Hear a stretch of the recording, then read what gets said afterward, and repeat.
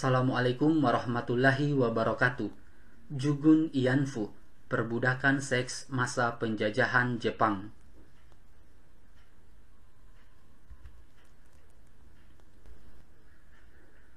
Tak pernah ada yang mau hidupnya dihabiskan menjadi budak, terlebih lagi menjadi budak seks. Hidup dalam kungkungan dan paksaan, semua itu hanya meninggalkan pengalaman pahit dan menyakitkan. Namun, justru hal inilah yang dialami oleh Jugun Ianfu, sebutan untuk para perempuan dan anak gadis yang dipaksa jadi budak seks oleh tentara Kekaisaran Jepang, khususnya yang berada di wilayah pendudukan mereka, termasuk Indonesia. Banyak anak gadis dan para wanita yang jadi korban pemaksaan. Mereka dipaksa menjadi pemuas kebutuhan seksual para tentara Jepang. Mirisnya, ternyata Jugun Ianfu ini tak hanya orang Indonesia, tapi juga ada orang yang berasal dari negara-negara lain, seperti Korea, Malaysia, Tiongkok, Thailand, Filipina, Myanmar, Vietnam, dan juga orang Jepang sendiri. Ada banyak fakta kelam terkait Jugun Ianfu, termasuk kesaksian dari para wanita yang pernah jadi korban pemuas seks para tentara kala itu. Kalian bisa lihat di gambar ini adalah beberapa potret Jugun Ianfu.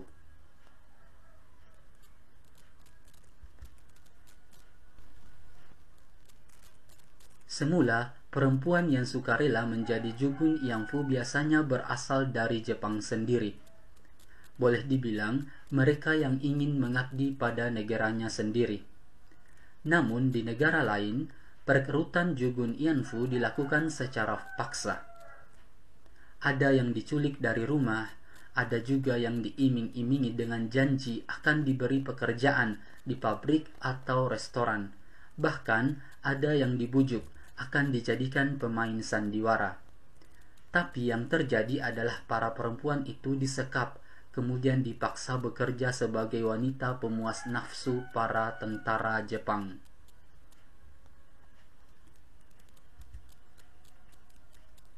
Pemaksaan tersebut terjadi akibat para Jugun Ianfu yang pertama kali datang ke Indonesia tahun 1942 yang berasal dari Korea dan Tiongkok. Jumlahnya sedikit. Satu sisi, permintaan tentara Jepang soal perempuan penghibur di Indonesia meningkat. Untuk menyiasati kekurangan stok Jugun Ianfu, militer Jepang menculik perempuan-perempuan pribumi dari rumahnya. Bahkan dikabarkan ada perempuan yang sedang bertani di sawah kemudian tak luput dari penculikan militer Jepang. Kalian bisa lihat di gambar ini adalah beberapa potret Jugun Ianfu.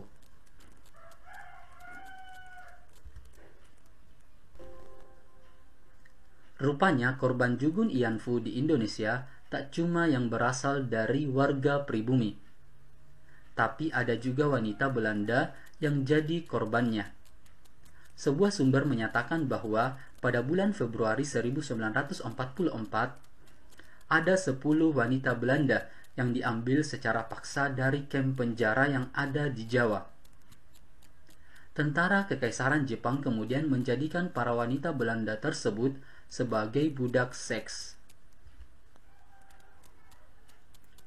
Rumah bordir Jepang jauh dari kata nyaman dan aman.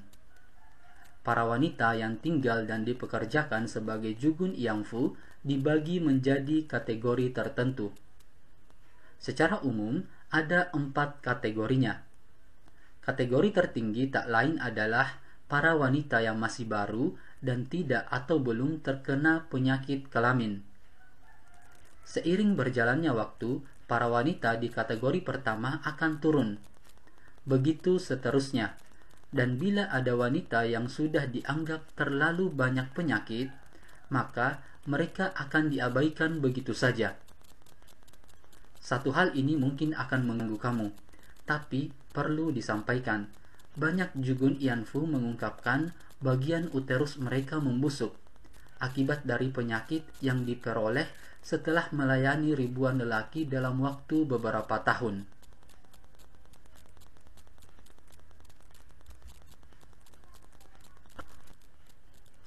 Aib soal perbudakan seks di zaman penjajahan Jepang ini diungkap pertama kali oleh Jugun Ianfu yang berasal dari Korea.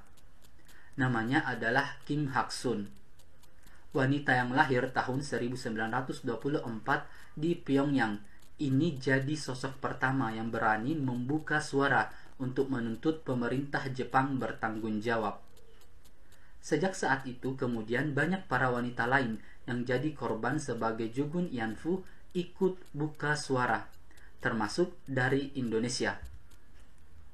Ini adalah sosok dari Kim Hak-sun. Gugatan Kim pada pemerintah Jepang terjadi pada tahun 1992. Kecaman pun diberikan pada pemerintahan Jepang. Kim memiliki kisah yang begitu kelam. Ia dipaksa menjadi pelacur saat usianya baru 16 tahun. Di usia yang masih begitu belia, dia harus melayani para tentara Jepang. Pengalaman pahit itu terus berlanjut dengan banyaknya cibiran yang ia terima karena kehormatannya yang sudah ternoda. Mengetahui fakta-fakta Jugun Ianfu ini tak dimaksudkan untuk membuka luka lama dan menanamkan kebencian lagi. Hanya sebagai pengetahuan akan sejarah kelam yang pernah terjadi di masa lalu. Semoga kejadian dan tragedi seperti ini tak pernah terjadi lagi atau terulang lagi.